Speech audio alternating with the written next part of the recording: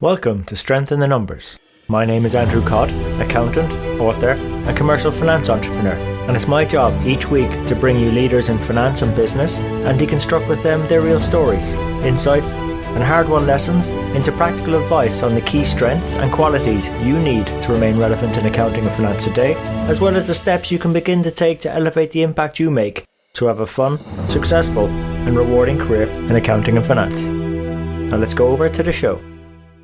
I tell my small business clients and all my relatives back in Mississippi that want to be entrepreneurs, I say, if you don't have complete, accurate, and timely financial statements, then what you have is a hobby. You don't have a business. And so passionate about good finance and accounting practices and systems and processes and getting the right people in the right roles. I should not have been an accountant, and I'm in a better role now. Hi everyone, and welcome to this week's Strength in the Numbers show. Now, you've just heard from Katharine Halpin, who we'll be talking with today. And Katharine's a bit unusual in that she started back in her dad's practice, back in Mississippi, at the age of 9, before using then the passing away of her father to become a bit more strategic about her career in accounting and finance and so on. You know, despite this very sad event, we do talk about it, and Katharine's used it very positively, because nowadays Katharine leads the Halpin groups of companies. She's a leadership strategist, and you'll just love her energy and enthusiasm that comes out from our conversation together. Now, what I'm most interested in talking about with Katharine is how, in building upon her CPA career, she developed a proprietary method to build alignment in corporate cultures.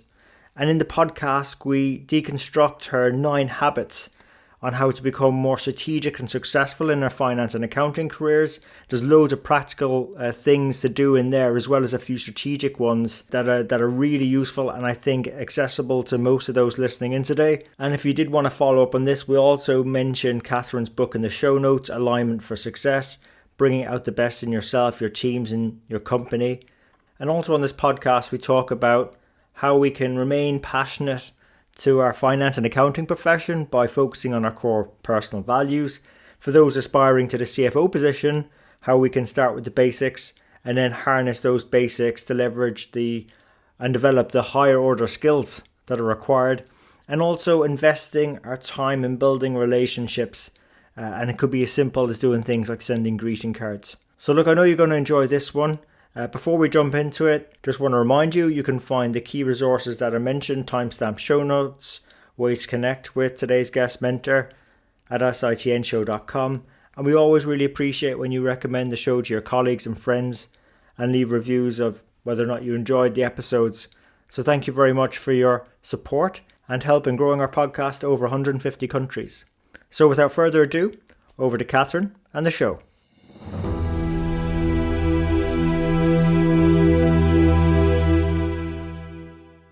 Katharine, welcome to the show.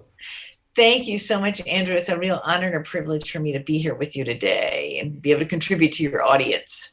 That's what I'm really looking forward to, Katharine, is that contribution, because your profile looks extremely interesting. I can't promise our audience we'll get to all of it, but I'd love to get at least through some of it. Sure. But before we jump into it, perhaps maybe could you describe for us your sort of briefly your journey in accounting and finance, please? Yes, it's a long journey. My dad was a CPA in Mississippi, a sole practitioner, specializing in trusts and estates, high net worth individuals, and corporate and personal returns. And he did a little bit of write-up work too for a few clients, small businesses. And his clients in Mississippi in that small town were like doctors, medical practices, auto parts store, hardware store.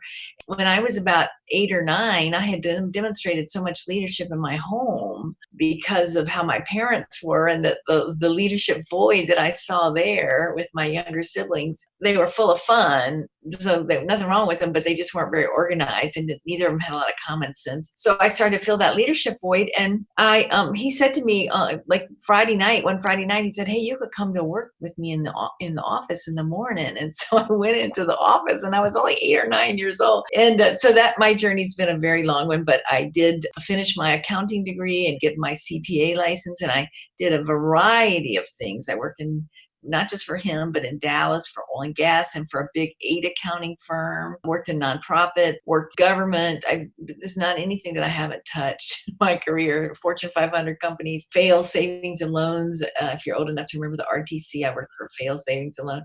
And it's kind of a funny story about how I had all those jobs, but I've seen everything. I've seen QuickBooks to mainframe accounting systems. I'm like Farmers Insurance. I know a lot because I've seen a lot. That's a US-based insurance company. That's what their tagline is. So, but I'm passionate about accounting and finance because I tell my small business clients and all my relatives back in Mississippi that want to be entrepreneurs, I say, if you don't have complete, accurate, and timely financial statements, then what you have is a hobby. You don't have a business. And so passionate about good finance and accounting practices and systems and processes and getting the right people in the right roles.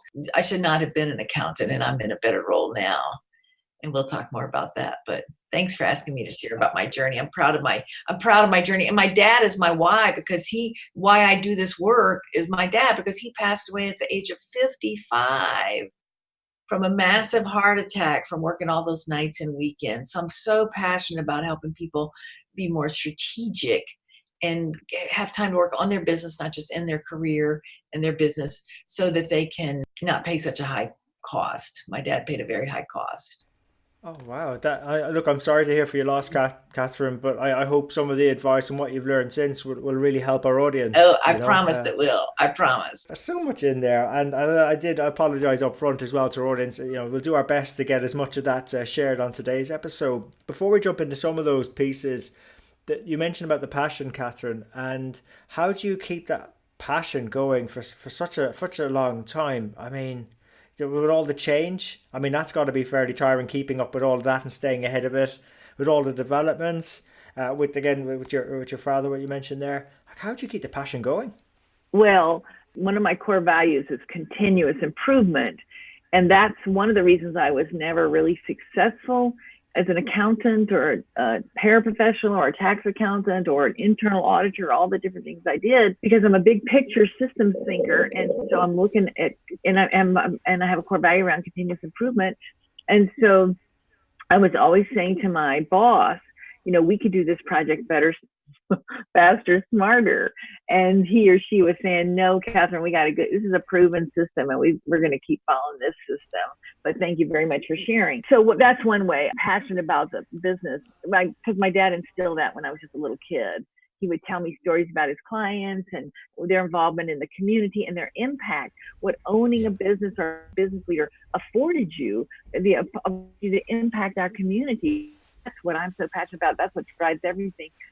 So I have to admit, I haven't done a good job in staying on top of like Sarbanes-Oxley, but I've stayed in touch with it and all the changes since then through my finance client. So I can't speak on those topics, those regulatory topics or the changes in the industry. I have a lot of opinions about the changes in the industry, but I don't have any direct knowledge. It's just all from discussions with clients, seeing what their challenges are. Yeah, it's interesting when you sort of just finishing up on that, it's about clients and what their challenges are.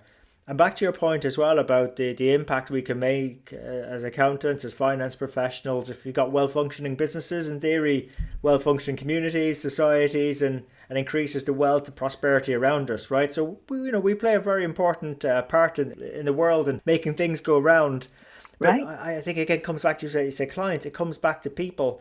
So there's the people we're helping, but also the people in our profession. And I think like that was sort of one of the things I was picking up on was, I suppose, developing the leaders of tomorrow. Yeah. But in terms of how you arrived at that, I think I might have picked up on a comment as well where you said maybe you weren't probably best suited to accounting when you're looking back on it. Why would you say something like that? And you're so passionate about it. Well, I have a test that I take for free, so we could even maybe put the link on when you post this podcast. But it tells me, and it's based on pattern matching algorithms, and it tells me definitively why I should never have been an accountant.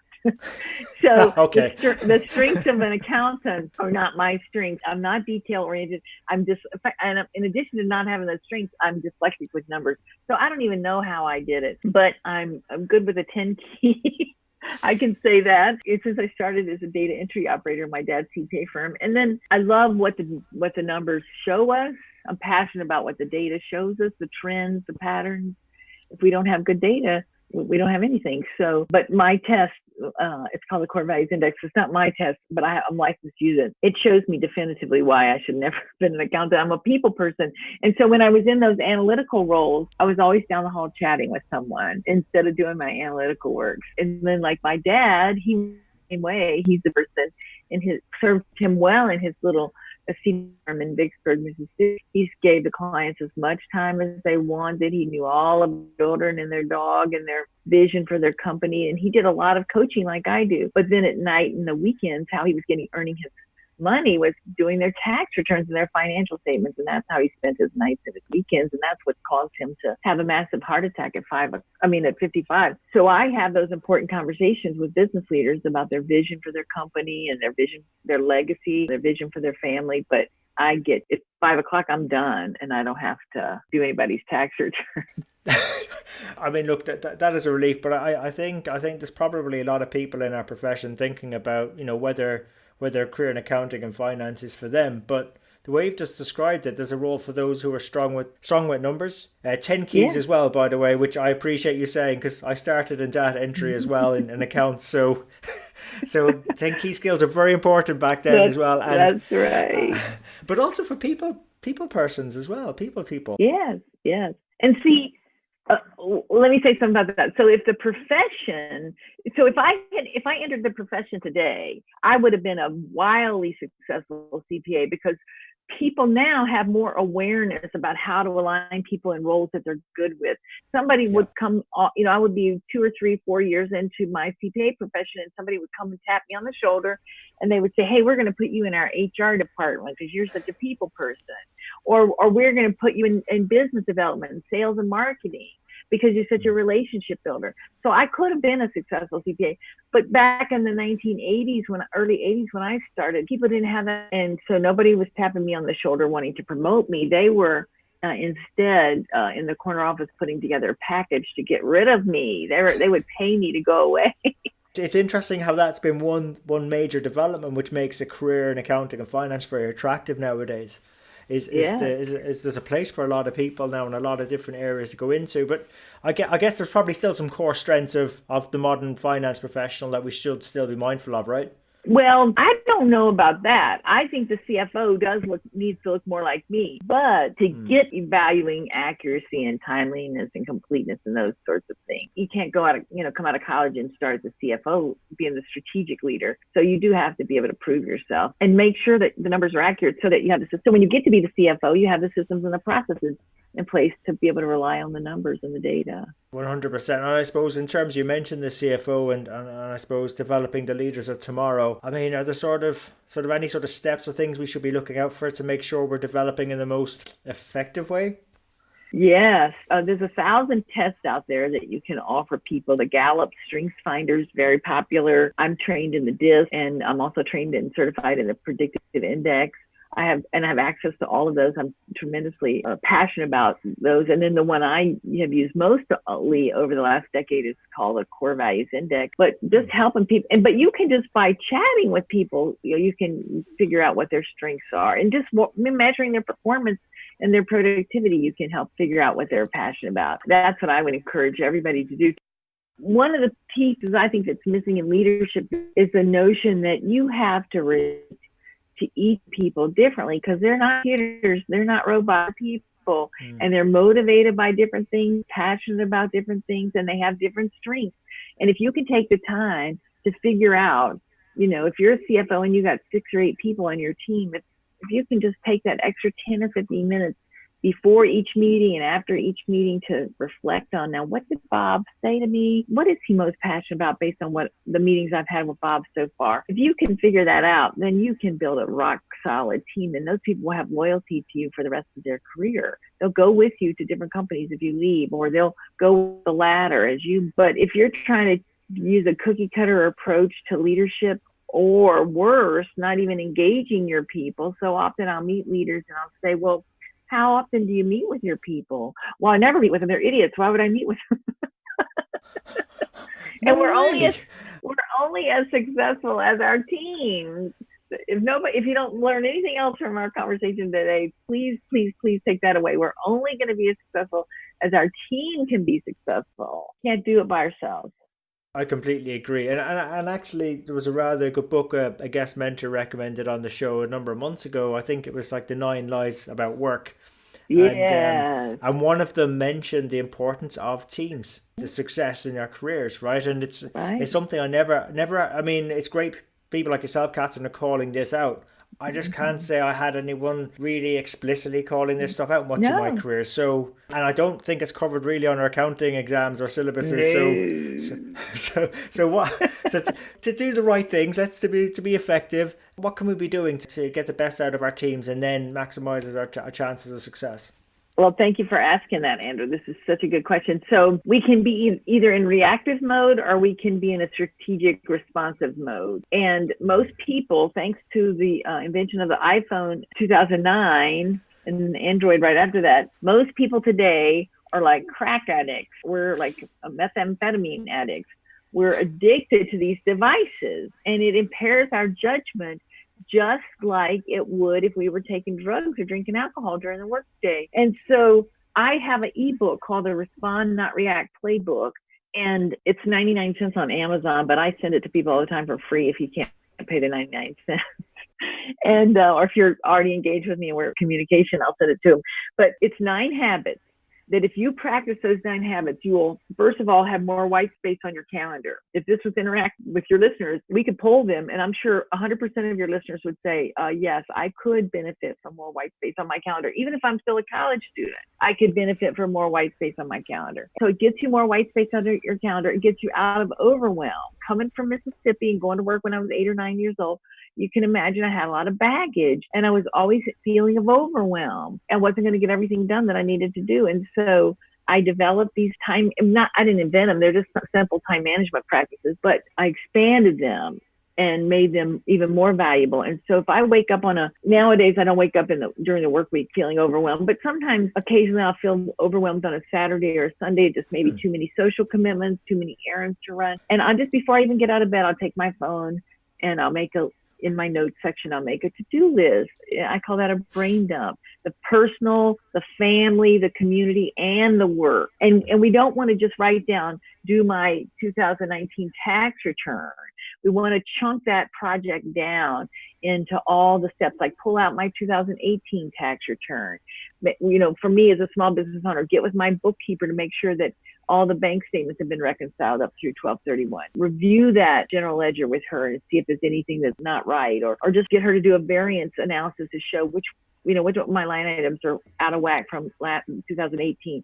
So make an appointment with my CPA or fill out my organizer from my CPA. Just chunk that thing down. If you just write on your to-do list, we're never going to have time to do that. But if you chunk it down into little baby steps, you can get 3 or 4 of those done today, and 6 or 8 of them done in the next 10 days. Every time you get something done, you feel a sense of accomplishment. Does that make sense? Yeah, definitely. I think we're very guilty, and I'm borrowing this phrase from someone. We tend to overestimate what we can achieve in a short space of time, and a longer space of time we tend to underestimate that. And I think that's the approach. Is you're not going to get it all done in one day. No. But you made a good point about white space. This is one thing I think can really help people as well, Catherine, is identifying that white space, having the courage to take that time to do what needs to be done, right? And and then knowing how to use that productively. That's the next point. So like that, and it's always the first space to go in terms of something urgent drill comes up. A fire drill, eats into it. So how can we, 1, build it in, and 2, protect it to get the most out of it? It takes all 9 habits. So habits 7, 8, 9 are that strategic think time, that white space, and how you can use that. But let me start with habit number 1. Habit number 1 is to give yourself a 20-minute break between meetings. So like I had a call at 8:30 with somebody on the East Coast. I told him at the beginning of the call, I only have 45 minutes because I have to have my 15-minute break before I get on my next call with Andrew for this podcast. And if I was going out to meet with somebody for lunch, then I'm going to give myself an extra 20 minutes of travel time, because it's human nature to want to send one more email. I'm just going to send yeah. one more email before I leave my office. Well, then all of a sudden you're late. And so then the universe rewards us to the degree that we demonstrate that we're eligible to be rewarded. And so if we run out of here with our hair on fire, then we're going to get behind a bus or a school bus, or we're going to get caught in construction traffic. So giving yourself that 15 to 20 minute window lets you make a note of, what did I accomplish in that last meeting? What did I promise people? What did they promise me? And then what's the purpose of my next meeting? What role am I supposed to play? Am I the decision maker, or am I just there to brief the decision maker? So that's habit number one. Habit number two is doing the brain dump, which I already described, but making family, community, work, everything included. And then the third one is making sure your calendar's up to date, because with all these electronic tools that we have for our calendar, sometimes it gets a little wackadoodle. I use the planner pad. This is my 2019, because I have my 2020 open on my desk. It's called plannerpads.com. And I, of the age and of the mindset that I need to have it written down, it's better for me. We can keyboard as fast as we can think, but we cannot write as fast as we can think. And so by writing things on my calendar and my to-do list, it helps me slow myself down. So getting my calendar up to date, make sure it's all accurate. And then the fourth step is the first step to get the white space. I call it a commitments review. To scroll through the calendar, scroll through that brain dump and say, which of these projects could I delegate? Who would be better at this than me? Especially if you're in an organization with a team, people have different strengths than you. So let them do the tasks that they're better at, or that they are at their level. You don't have to do everything. That's where you start to get some white space and get some relief. And then the fifth one is to prepare for meetings.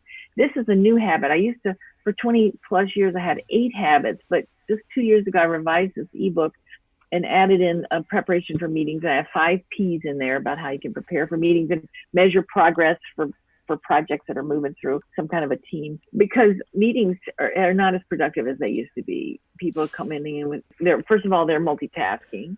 And second of all, they're not prepared. They don't know what the purpose of the meeting is. They don't know what the agenda is. So that helps you have more meaningful meetings. And then the 6th habit is project work time. It's the work that you would normally do in the evenings after your children have gone to bed, or after 5 o'clock when the office gets quiet, or maybe on Sunday morning early before your family's up. If we can take those projects that you're doing then and put them in normal work hours, so you can have a life and get your life back. And it doesn't mean that you're going to be able to do it actually. The first time you write something on Wednesday at 2 o'clock, it might not happen, but at least you're raising your awareness that it's possible. And maybe I'll move it to Thursday or Friday, or maybe I'll move it to next Wednesday. And then over time, the more you put those things in your calendar, the more likely you will be able to actually get that work done during the work hours. And, maybe that's 7 a.m. to 6 p.m. That's a long day, but somewhere in there, so that you're not doing it at night, weekends, because studies show now that our judgment is impaired from working those long hours and going without sleep. Yeah, I completely, and I'm delighted that people are talking about these things more. I think there's that false economy, isn't it, to working through lunch as opposed to taking that break. Or like Accenture and companies like that have said, oh, take as much PTO as you want. But then they shame you, your peers shame you, because they have to cover for you when you're gone, and your boss shames you. And so then they say now people in those big companies are taking an average of 2.5 days a year. They're not taking real vacations. They're taking a couple of long weekends and calling it a day. And then habit 7, 8, 9 around the strategic think time. So 7 is to delegate more effectively. People say, oh, I can't delegate to my people. They're all idiots. Well, that's because you haven't given the tools to be successful. If you take just 3 minutes and a Post-it note, you can write on that Post-it note, okay, how will we measure success from this project?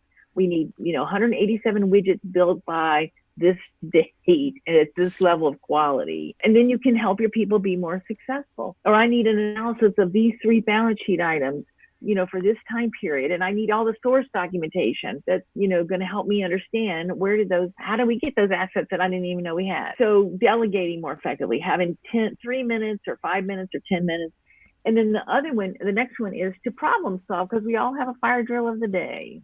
A challenge of the day pop up just like that every day. So how can we have a little white space on our calendar built in to solve that problem once and for all, or to at least pick up the patterns and I've got this issue, Bob's letting me down, he's not delivering on time and on budget, and last quarter it was Joe, and the quarter before that it was Mary Sue. So I'm the common denominator. what's missing in how I communicate so my people could be better. And then the last habit, habit number 9, is what Peter Senge, he coined this phrase. He's a noted expert in management and leadership, and he coined the phrase creative tension. And he says creative tension is the gap. So say this is the current reality down here. And if we just focus on the current reality, we might not want to get out of bed tomorrow. Like if you're a small business owner, it's on a downturn or something, this might be too overwhelming.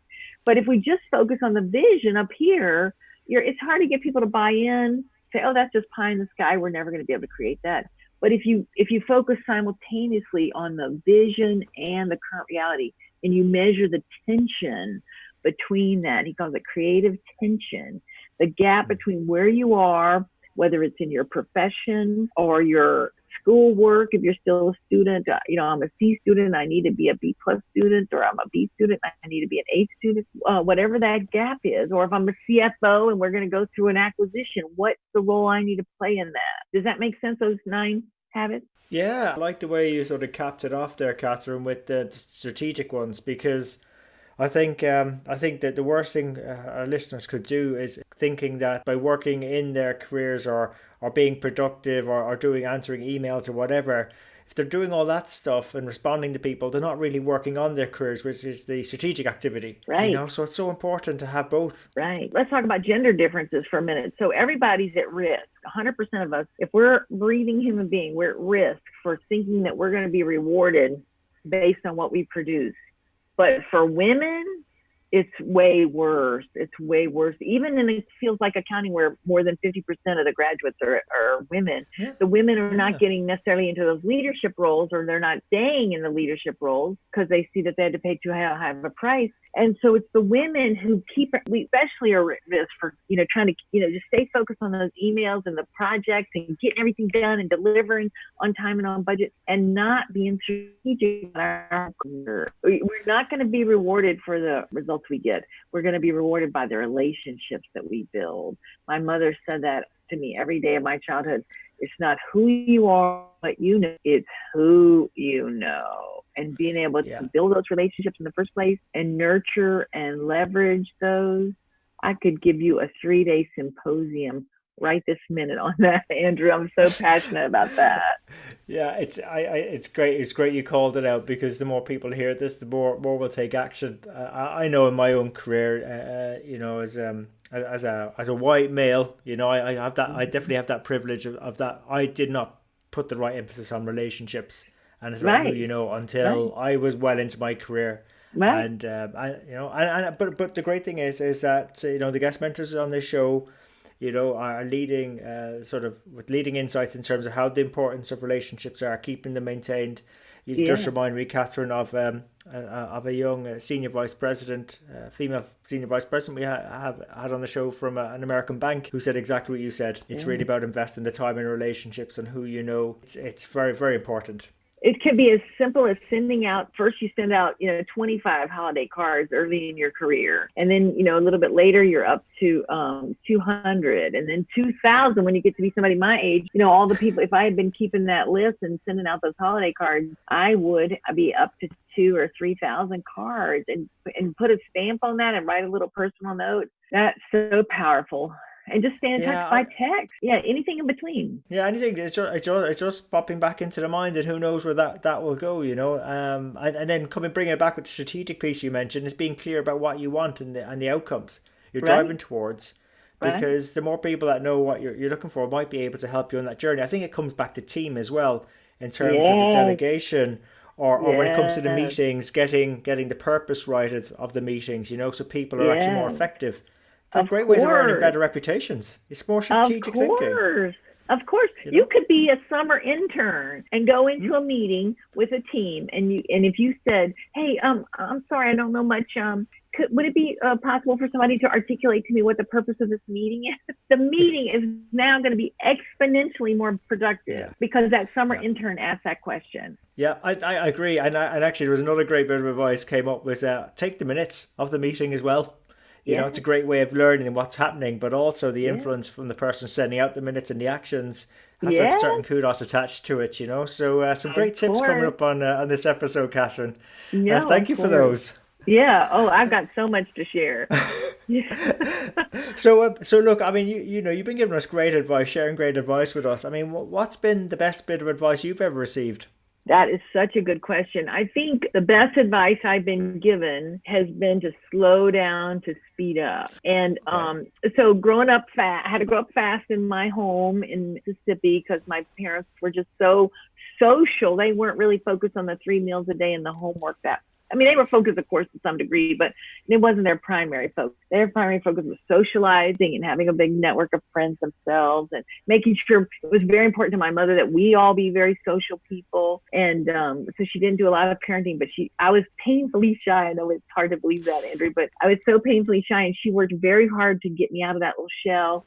She would take me with her to her events, and we would talk in the car before we got out of the car and about what I should say and what should be comfortable. Then back, she would, we asked, did it comfortable? Did it make sense? And did you feel comfortable saying stuff? So anyway, out of all that childhood experience, I developed a mindset of, I got to be on guard. I don't, when is another shoe going to drop? So it's trying to get us to church on time, trying to get us to school on time, and trying to be responsible for things a little kid shouldn't be responsible for. And so I took some baggage with me, and it is this sense of urgency, and things are not urgent. I'm not doing brain surgery here.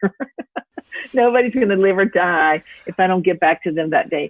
And so over the last 25 years having my own firm, the Halpin Companies, I've really had to learn that painfully sometimes, just to slow down, to speed up, that I'll be more effective. My clients will get more value if I just slow down. So like yesterday, I wasn't feeling well. I don't know what was going on, but I hadn't slept well. I think maybe, I hadn't slept well, and I just wasn't feeling well. And so I didn't have anything on my calendar until, I don't know, 4:30 or something, after my lunch meeting. And so I just got in bed and took a nap, and I slept for at least 30 or 45 minutes. And then I still stayed in bed longer than that. And because I knew the world was not going to come to an end if I took a nap on a, Tuesday afternoon. So just giving myself that kind of permission and putting in the important things, the important rocks first on my calendar, my family, my spouse, our health, our well-being, and then putting in the clients around that. I think that's some great bits of advice to share. I think our audience will resonate. And for the rocks you mentioned, what an image jumped into my head there, Katharine, of I think it was a YouTube clip of that sort of rocks exercise. You put the big ones in first, and then there's room for smaller rocks, and then you just put the sand in last or whatever. Right. Right. The sand, just get the big rocks first. The sand is the email. So when we can get to those emails, we'll get to them. But let's be focused on the big rocks, our loved ones, and our health and our well-being and our self-care and self-leadership. I say to be a strategic leader, you can't lead backwards, being in reactive mode, not having clarity about your strengths, not having clarity about your vision, not for your career, not having clarity about what the 3 things you need to get done today. You got to have all that clarity, or else you're just going to be in reactive mode. That's really fantastic. So thank you for sharing that. And I suppose in terms of if there's any, I know you mentioned the 9 habits, Peter Senge's work as well. Are there any sort of other books or recommended resources you'd suggest to our audience? Well, of course, my own book. It's called Alignment for Success, Bringing Out the Best. It's 5 short chapters, 2-hour read. And the first chapter is on the high cost of chaos and confusion in organizations. When people are not speaking up, they don't feel safe to speak up or take initiative or take ownership. And then the second and third chapters are on self-leadership. First, your mindset, getting yourself in the right mindset, and then getting yourself in the right action. Because if you don't, Bill George is the former CEO of Medtronic, a big Fortune 5 size company. And he said when he saw leaders not be successful, it wasn't because they weren't leading their teams, it was because they weren't leading themselves.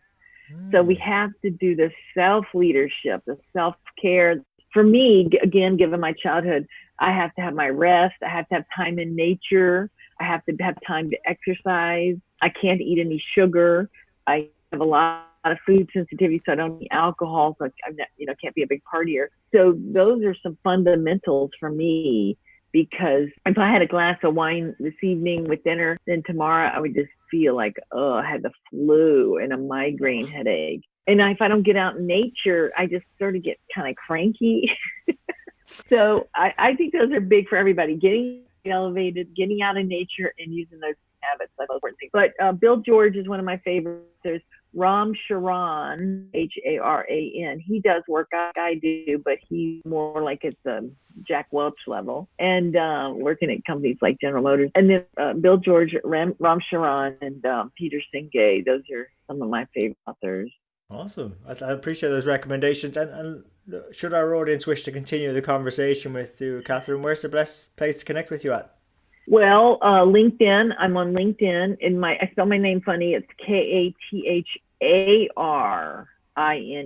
Katharine Halpin, Halpin. So I'm on LinkedIn. I'm on Facebook. I have a website, halpincompany.com. And my phone number, if you're in the States, feel free to call me, 602-266-1961. And I could give you my email. Is that too much? Yeah. Hey, sure, fire away as you got, okay. Actually. It's K for Katharine, Halpin, Halp as in Peter, N as in Nathan, Halpin, at Halpin Company, one word, Halpin Company, and company's all spelled out, .com. So email is actually a little bit more efficient, I think. But reach out in any way and get my books. I have 3 books on Amazon, the early version of the 8 Habits, and then the later version of the 9 Habits, and then the Alignment for Success. And right now, the Kindles of all 3 of those are 99 cents. I put that on for the holidays and I haven't taken that off yet because I'm celebrating my birthday this week. Oh, congratulations. So look, as a birthday present to our audience, please do go and check those out. And there's no excuse, it's access that knowledge. 99 cents. That's 99 cents. Right.